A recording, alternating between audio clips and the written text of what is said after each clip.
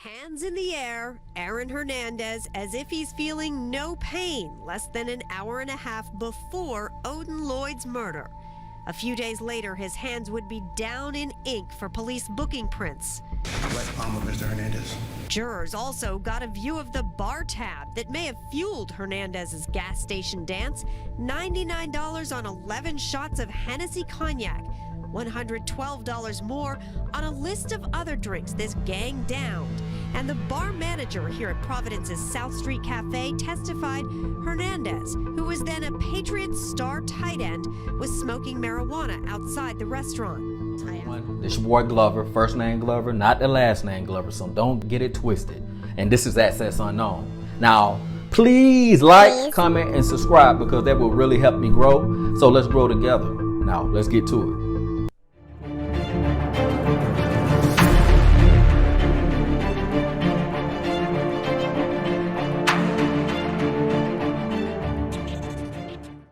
For American football fans, the name Aaron Hernandez is not new.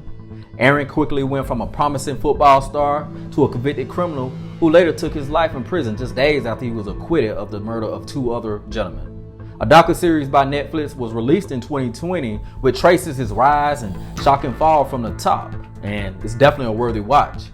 Aaron Hernandez was a pro football player who had earned himself All-American honors while at the University of Florida, and he was a top tight end for the New England Patriots, which is my favorite team. We'll get to that another time. His promising career came to an abrupt halt when he was arrested, then charged with first-degree murder of Odin Lloyd in June 2013.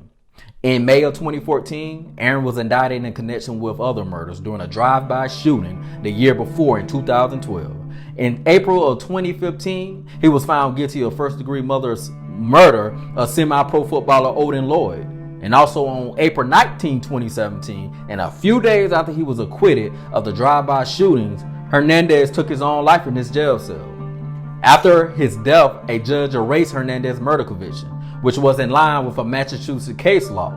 The law calls for the vacating of convictions if the defendant dies before the appeal is heard, which is retarded. Later that year, it was rumors that he suffered from CTE, which is an advanced brain disease. Aaron Joseph Hernandez was born in Bristol, Connecticut on November 6, 1989. He first played basketball at Bristol Central High School. He also played for the AAU team, and get this, he was coached by Gino Auriemma from the University of Connecticut women's basketball team. Hernandez was clearly marked for more, and he garnered first-team All-State honors when he led his team during the 2006 Central Connecticut Conference Southern Division Championship.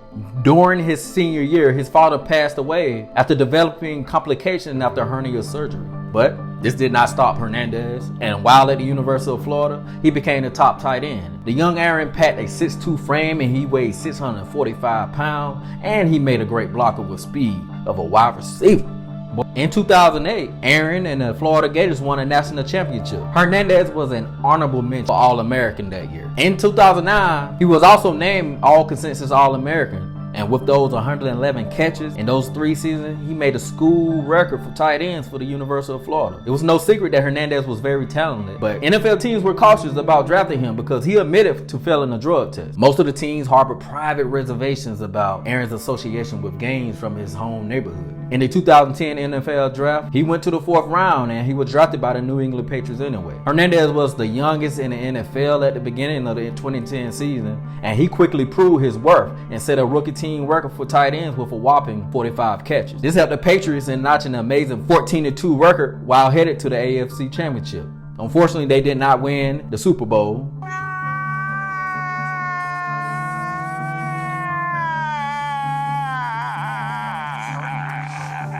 But it is what it is. Before long, all this came crashing down.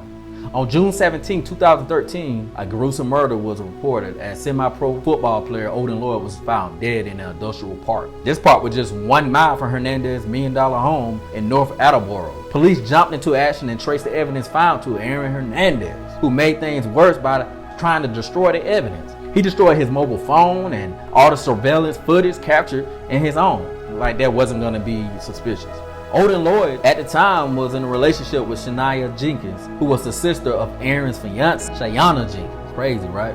On the 26th of June 2013, America woke up to the scenes of star football player Aaron Hernandez getting arrested. Hernandez had a t-shirt pulled over his handcuffed wrist. Aaron Hernandez was later charged with the first-degree murder of Odin Lloyd 6 days earlier and 5 counts of firearm violations. Less than 2 hours after the arrest, the Patriots announced Hernandez had been released and no corporate sponsor wanted to do anything with him. The arraignment of Hernandez gave details of the motive and the evidence. See, Hernandez was upset that Lloyd has been in contact with his enemies during a Friday night at a Boston club and made a derogatory comment against Aaron. The next day, Aaron called in some friends from his old neighborhood, Carlos Ortiz and Ernest Wallace, and the two of them went and picked up Lloyd from his Dorchester home in a rental and drove him around. See, Lloyd sensed danger and texted his sister, who he was out with. On June 17th at 3:30 a.m., Odin Lloyd was shot multiple times in his chest and back. Check this out. The following day, Hernandez and Lloyd were scheduled to have a Father's Day brunch with the two sisters, which were their girlfriends. A dog walker in the industrial park came across Odin Lloyd's body with his face down and riddled with bullets. He had been shot 5 times. The surveillance collected from the industrial park proved the rental, which was a Nissan Altima, was there at Lloyd's tragic shooting. More footage from Hernandez's mansion revealed him arriving home with a gun shortly after the incident. The .45 caliber casings found at the murder scene were also discovered in the rented Altima and at a condo Hernandez owned.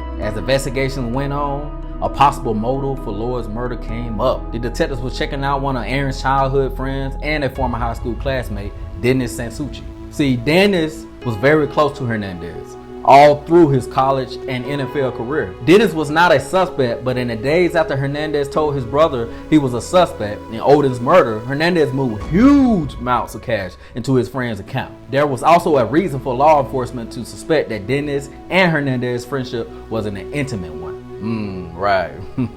Shocking. This revelation of Hernandez's sex life could have been a possible motive for wanting to kill Odin. See, when it rains, it pours, and more allegations began to stack up against the football player. Hernandez was accused by a man from Florida of discharging a firearm that caused the man to lose an eye. Aaron was at the same time being investigated in a drive-by shooting. See, man, the promising young man's NFL career was on a downward spiral, and Hernandez was faced with life in prison. In May of 2014, Hernandez was facing new criminal charges in connection with a Boston drive-by shooting. This shooting killed 2 men, Safiri Furtado and Danielle Abreu. This incident was just a week before Hernandez started training with the Patriots. According to reports, the 2 murdered men had gone to the same nightclub with Hernandez on the night they died. After they left the club, Hernandez is said to have targeted them, shooting them while they stopped at a traffic light. One of the passengers in the car was also injured in the shooting. A Boston grand jury charged Hernandez with 2 counts of firing, 2 counts of first-degree murder for the 2 men's death. He was also charged with weapons and assault charges in connection with the same case. At the time of his charging, his lawyers issued a statement refuting the charges. They insisted on their client's innocence and were looking forward to Hernandez's day in court. In January 2015, Hernandez went to trial for the murder of Odin Lloyd. Shaquilla Tebow wiping tears as she talks about the last messages her brother Odin Lloyd sent her moments before he went down in a hail of bullets. While jurors watched surveillance video in front of her Boston home again, she described him getting into a silver Nissan in the early morning hours before his murder more than a year and a half ago. When he got into the car, the light came on, of course, and there was a shadow in the back driver's passenger seat. Then she and her brother exchanged some telling texts. At the request of Hernandez's defense attorneys, she's not allowed to say what they said, but confirms he was firing off messages in his last moments of life. Did you then send your brother a text message at 3:19 a.m.? Yes. And 3 minutes after that, at 3:22 a.m., he sent a text message from the number that you recognize your brother. A text came back to you, yes or no? Yes. And then a minute after that, another text at 3:23 a.m. came in from a number that you recognize as your brother Odin Lloyd's. Yes. After that testimony wrapped up, jurors left and the judge ruled on a motion. She says prosecutors will be allowed to bring in a gun expert to show jurors a .45 caliber Glock handgun, just to show as an example, since police never found the actual murder weapon. The trial dragged on for more than 2 months, and on April 15, 2015, Hernandez was found guilty. The jury... On indictment 2013-983-A, charging the defendant Aaron Hernandez with murder, what say you, Madam Foreperson? Is the defendant not guilty, guilty of murder in the first degree, or guilty of murder in the second degree? Guilty of murder in the first degree. Madam Foreperson, by which theory or theories, deliberate premeditation and or extreme atrocity or cruelty? Extreme atrocity or cruelty. Indictment 2013-983-B, charging the defendant Aaron Hernandez with unlawful possession of a firearm while not at home or work. What say you, Madam Foreperson? Is the defendant not guilty or guilty? Guilty. The jury deliberated for 6 days before finally coming to a decision. According to the law in Massachusetts, Hernandez automatically got a life sentence with no possibility of parole. In 2017, Hernandez was shockingly acquitted of 2 counts of murder in a Boston drive-by shooting. What say you, Madam Foreperson, on indictment 2014-10417, offense 001, charging murder in the first degree, victim Daniel D. Abreu? You find the defendant not guilty, guilty of murder in the first degree, or guilty of murder in the second degree? Not guilty. What say you, Madam Foreperson, on indictment 2014-10417, offense 002, charging murder in the first degree, victim Zafiro Furtado? You find the defendant not guilty, guilty of murder in the first degree, or guilty of murder in the second degree? Not guilty. What say you, Madam Foreperson, on indictment 2014-10417, offense 003, charging armed assault with intent to murder, victim Aquilino Freire? You find the defendant not guilty, or guilty of this offense as charged? Not guilty. What say you, Madam Foreperson, on indictment 2014-10417, offense 004, charging armed assault with intent to murder, victim Gerson Lopes? You find the defendant not guilty, or guilty of the offense as charged? Not guilty. Days later, before 3 a.m., Hernandez took his own life. Hernandez wrote 3 notes, one to his fiancée, his daughter, and a man who was supposedly his boyfriend in prison. He placed the 3 notes next to a Bible, which he had opened to the New Testament, to John 3:16. For God so loved the world that he gave his only son, that whatsoever believes in him would not perish but have eternal life. He had also scrawled the same verse on his forehead using red ink. He also made marks on his feet and hands depicting the crucifixion. In later revelations by the Boston University CTE Center experts, Aaron Hernandez had brain damage. He suffered from an extremely severe case of chronic traumatic encephalopathy, which was the most they ever seen in a person at that age.